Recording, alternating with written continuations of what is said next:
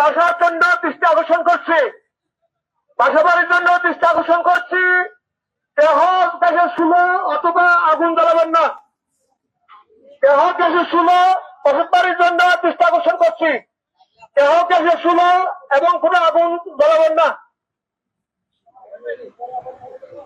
জনসাধারণ এখান থেকে চলে যান। গ্যাসের কিছুক্ষণের মধ্যে আপনারা যদি বেশিক্ষণ থাকেন গ্যাস ডুবিয়ে আপনারা অজ্ঞান হয়ে পড়ে যাবেন। দয়া করে আপনারা চলে যান এখান থেকে।